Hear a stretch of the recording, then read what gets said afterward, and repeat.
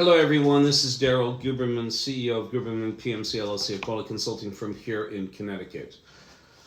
I just want to tell you this right now. It is absolutely disgusting. I will show you this. Back in September, I predicted that they were going to have a layoff 6 months to a year after the contract was signed.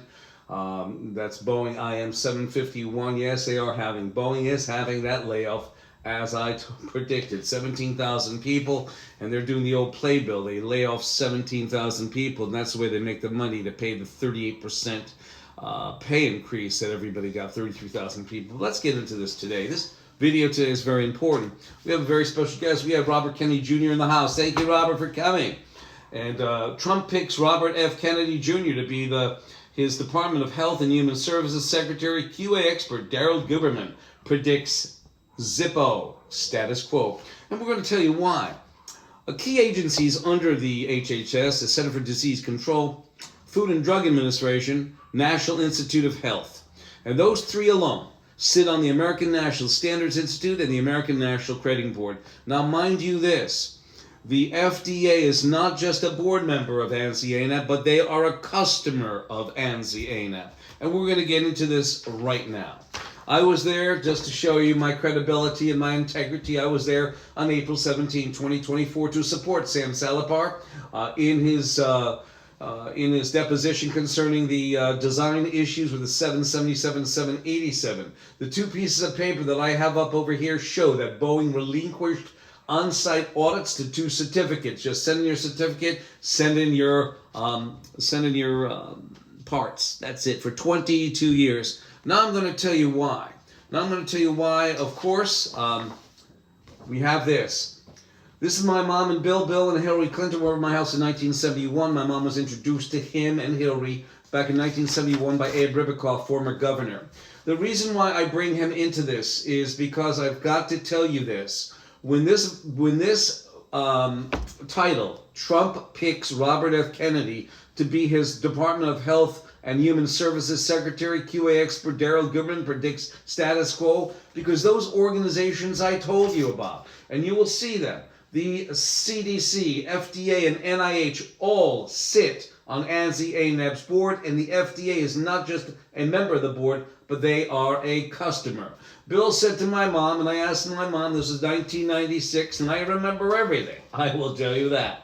And she said, Bill said to her, Sylvia, I'm trying to do a lot in Washington, but I can't say this because that one's going to stop me. I can't do this because that one's going to stop me. I can't want to do this because this one's going to stop me. Can you imagine that? This was at Bridgeport Airport, by the way. So hands are tied. It's going to be the same way with Robert Kennedy Jr. Don't worry about a thing. If he doesn't have Daryl Guberman on his team, may God have mercy on that whole situation.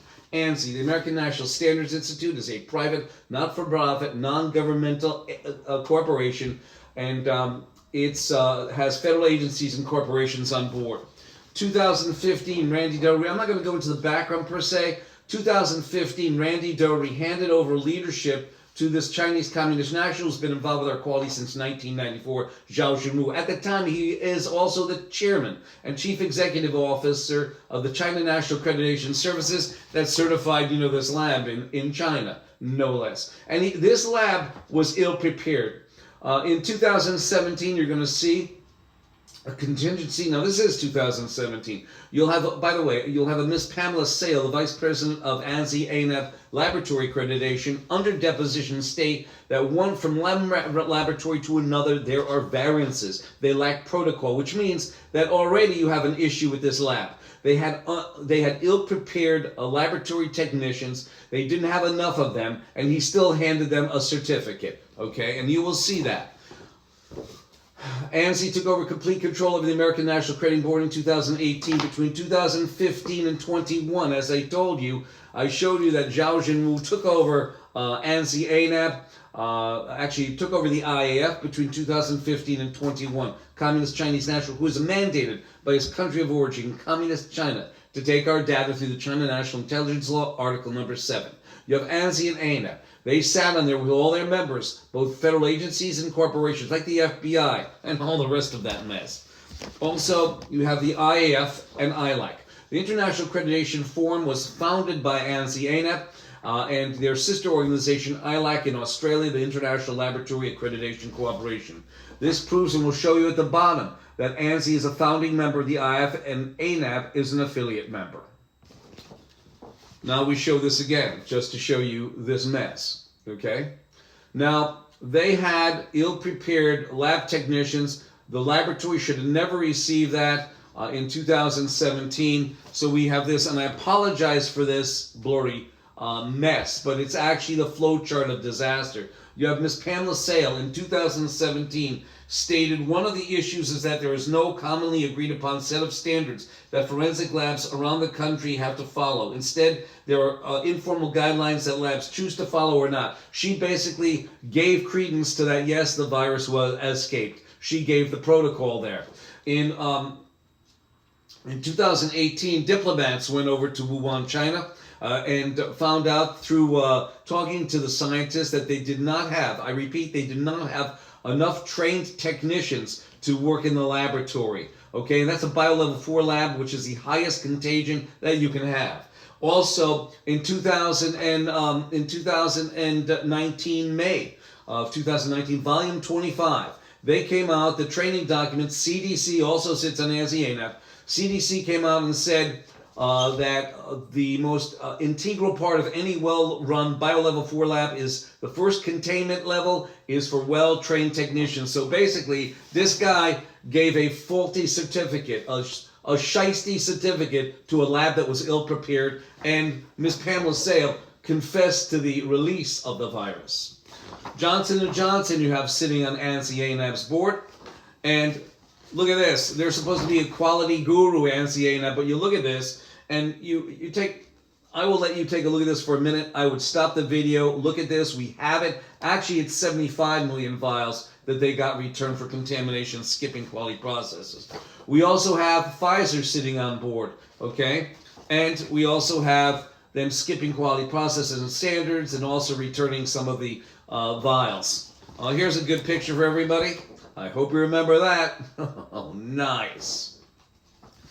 Here's another one. You also have Benjamin Netanyahu, who said on a video interview that he used Israelis as a lab for Pfizer. You have Albert Bourla over here, who said, I'm a 59-year-old man, I don't need to take it. And we have him on audio file too. You have the FDA on board, as I told you. You have the National Institute of Health, as I told you. And you have the CDC, as I told you. And because they sit affiliated with ANSI-ANAP, Mr. Robert Kennedy will do nothing, and I mean nothing, to get our health back on track again. He is going in there, and if he does not have the right tools, like me, again, as I told Boeing, Boeing's going, don't go on a Boeing, I'm a shareholder. But let's get back to this mess. Trump's pick Robert F. Kennedy Jr. to be his Department of Health and Human Services Secretary. QA expert Darrell Guberman predicts status quo. And as you can see, being on ANSI-ANAP, they've been affiliated with Communist China. What is this guy going to do? He's smiling now, he's going to be crying later. He will not do what he's going to be put out to do. As a matter of fact, those people that Donald are picking, Mr. Trump is picking, have already been picked for him. How about Christopher Wray, the FBI guy? He was on the FBI as a director in 2017, supposedly appointed by Donald Trump. The only problem is as I told you, okay, and as I told you again, I don't have the placard on me, the FBI sits on ANSI-ANAP's board. During the time between 2015 and 21, so between 2017 and 21, 4 years, Christopher Wray sat as a director of the FBI while they were being watched and controlled over by Communist China, okay, from those years, 2017 to 21. Do you understand that? Every time he makes a comment as a Senate subcommittee, we must maintain vigilance over China. Well, he's been watched over by China. By the way, 30,000 identities were taken by China from the FBI. 203-556-1493. I hope it wasn't too fast for you. We'll have to slow it down for the next video. I thank you.